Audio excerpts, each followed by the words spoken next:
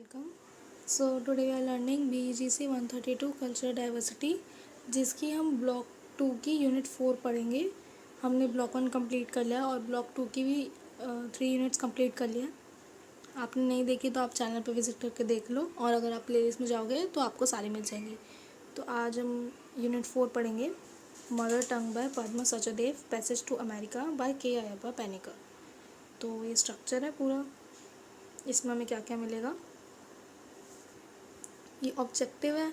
After reading this हम क्या क्या हमें क्या क्या पता चल जाएगा। ये इंट्रोडक्शन है। We read and discuss in the two poems mother tongue and passage to America the issue and concerns of the present day world. The first is a Dogri poem written by Padma Sachdev and the second is a Malayalam poem by के अयप्पा पेनिकर।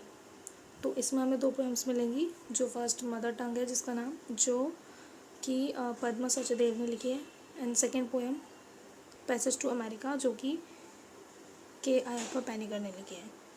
आप लोग जो भी ये poem है, इसके जो जो जिसने लिखी है, राइटर है पोएम के, आप उनके नाम अच्छे से याद कर लो, क्योंकि एग्ज़ाम्स में बहुत बार ये आता है दैट ये पोएम किसने लिखी है। मतलब पूरा रेफरेंस टू द कॉन्टेक्स्ट आएगा ऐसा क्वेश्चन, मतलब पूरा ऐसे रेफरेंस टू द कॉन्टेक्स्ट ऐसे क्वेश्चन आएगा। आपको इनकी छोटी सी पोएम दे देंगे एंड आपको बोलेंगे कि इसके बारे में डिफ़ाइन करो, तो तभी शायद तो आपको याद रखना है कि मदर टंग पद्मा सचदेव ने लिखी है एंड पैसेज टू अमेरिका के अयप्पा पेनिकर ने लिखा है। ओके, एंड मदर टंग जो है वो डोगरी पोएम है, मतलब डोगरी लैंग्वेज में लिखी है, और जो पैसेज टू अमेरिका है वो मलयालम लैंग्वेज में लिखी है। ओके, मूविंग अहेड, ये है पद्मा सचदेव द डोगरी पोइट। तो ये पद्मा सचदेव के बारे में ये मेक श्योर आप पढ़ो और आपको अच्छे से याद भी हो, क्योंकि अगेन ये एग्ज़ाम्स में आता ही है। आपको राइटर के बाद पूछेंगे तो आपको ये सब लिखना पड़ेगा। तो हम पढ़ लेते हैं। Padma Sachdev belongs to Jammu region of state of Jammu and Kashmir. तो पद्मा सचदेव जम्मू एंड कश्मीर की थी।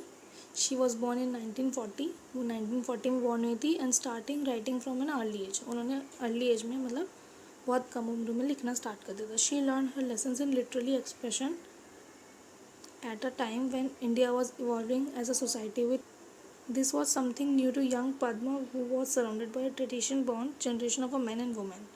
For her, writing might have been an exercise is an assertion of selfhood. She was bilingual, writing in Dogri and Hindi, where she won recognition for her libertarian views. Okay, ये पूरा उनके बारे में. It came naturally to her speak for the feminist cause. Her writing was being characterized major by her autobiographical impulse. She relates as a woman with the world of home, neighborhood, market. So that is it. ये पूरा उनका है. So ये पूरा पद्मा सचदेव के बारे में लिखा है. आप इसे पढ़ लेना अच्छे से और याद भी कर लेना, ठीक है. और ये है मदर टंग जो उन्होंने लिखी है. ये उनकी पोएम है. I approached a stem swing on a reed and asked him to give me a koel. ये पूरी पोएम है. आप इसे रीड आउट कर लो. जो भी एग्ज़ाम्स आते हैं उसमें क्वेश्चन ऐसे आ सकते हैं, जैसे कि आपको एक छोटा सा पैरा दे देंगे इसका पोएम का, एंड आपको बोलेंगे who is the writer of it and इसका मीनिंग क्या है. ऐसे तो आप पूरी पोएम पढ़ लो, आपको आइडिया हो जाएगा, ठीक है. ये पूरी उनकी पोएम है. ये poem actually originally Dogri language में लिखी थी, जो पद्मा सचदेव ने लिखी थी, जिसे शिवनाथ जो है उन्होंने ट्रांसलेट करा. ओके, उन्होंने ट्रांसलेट करके इंग्लिश में लिखी है. तो ये सब मेन पॉइंट है, आपको याद रखने होंगे कि पद्मा सचदेव ने ये लिखी थी मदर टंग, जो एक डोगरी लैंग्वेज में लिखी थी उन्होंने. फिर शिवनाथ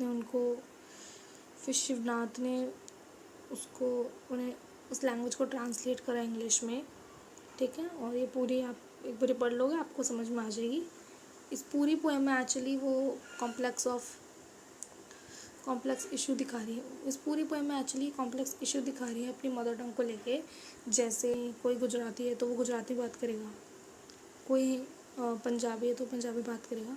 तो वो इसी बारे में ये पोएम है कि किसी को मतलब अपनी मदर टंग बोलने के लिए कितना कॉम्प्लेक्स इशू होता है, क्योंकि ऑब्वियसली अगर हम कहीं नई जगह जाते हैं, वहाँ पे मैं नई भाषा, मतलब उनकी भाषा नहीं आती, अपनी भाषा बोलनी होती है, तो it's very a big complex issue. तो वही ये पूरे पोएम में है कि हाउ शी फेस और वो सब चीज़ें। आप इसको एक बार रीड आउट कर लोगे तो आपको अच्छे से समझ में आ जाएगा। अगर हम रीड आउट करेंगे तो फिर वीडियो बड़ी हो जाएगी, ठीक है। ये पूरा उनका पोएम है। The theme of mother tongue is clearly hinted the previous part of unit. The poem sends out the message of human expression through the sound patterns that assume the form of language in social living. ठीक है, वही है कि ये भाषा उसी के ऊपर है कि हम कैसे बात करते हैं, किस साउंड में, मतलब कैसे, कौन सी हमारी लैंग्वेज है। नाम से ही डिफाइन हो रहा है मदर टंग, तो वही है, ठीक है। ज़्यादा टफ नहीं है, इजी। आप एक बार रीड आउट करोगे आपको सब कुछ समझ में आ जाएगा। और अगर नहीं आया तो आप मुझे कमेंट करके बता दो, जो भी इशू है मैं I will try to solve that. जो भी इशू होगा आप मुझे कमेंट करके बता देना। ये है, they give a vision of competition and profit, not a humanised value that believe in creating an a thoughts of modernity. ये पूरी ये पूरा मदर टंग ही है अभी भी, ठीक है। हम फटाफट कवर करते हैं। Language as a mother tongue and language of translation. Let us bear in the mind that the poem mother tongue is translation from Dogri into English. ये वही लिखा है, ये हमें याद रखना है कि जो ये पोएम है मदर टंग, ये डोगरी लैंग्वेज में थी जो इंग्लिश में ट्रांसलेट हुई है।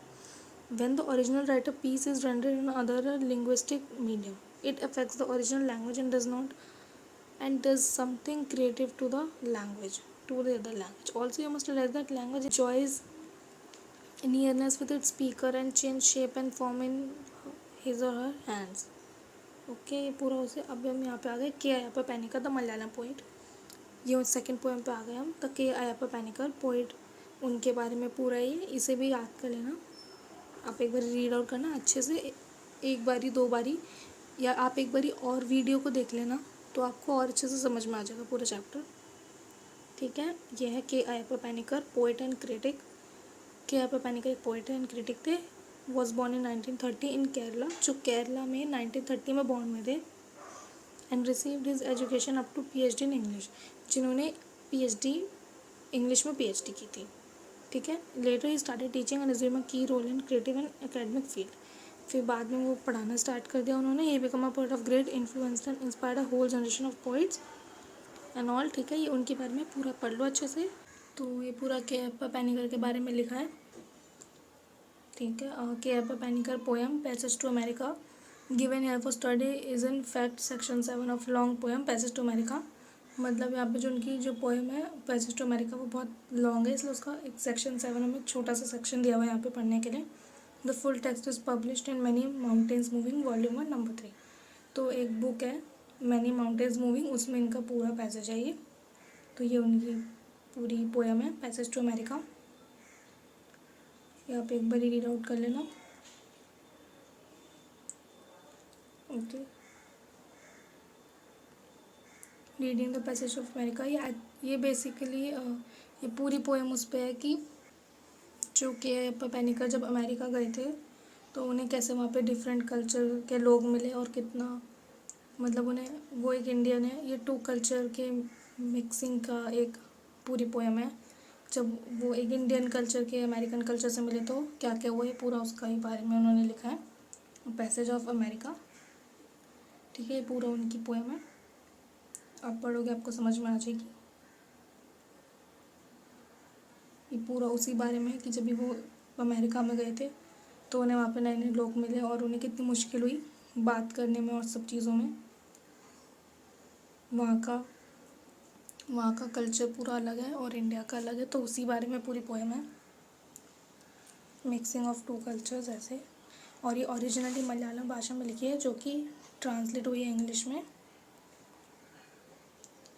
तो ये पूरी लेट सम अप हो गया, पूरे यूनिट का सम अप है ये। In this unit we have discuss 2 poems, mother tongue by Padma Sachdev and passage to America by K Ayyappa Paniker. The first poem presented the complex issue of expression in the mother tongue that is an part of human existence, where the second poem had a distance between 2 cultures as its center। ये पूरा इसी बारे में था, ये activity है, ये glossary है, ये एक बार ये पढ़ लेना सारे मतलब वर्ड मीनिंग्स इस, ओके। ये क्वेश्चन है, write a critical note on the poem mother tongue by Padma Sachdev. आप एक बारी वीडियो को अच्छे से देख लोगे और चैप्टर को पढ़ लोगे तो आपको समझ में आ जाएगी, ये सारे क्वेश्चंस भी आ जाएंगे। और अगर नहीं आए तो मुझे कमेंट में बता देना, मैं आपको क्वेश्चन आंसर्स भी दे दूँगी। Okay, that is it for today. Thanks for watching और चैनल को सब्सक्राइब कर लेना और स्टे ट्यून्ड विद अस।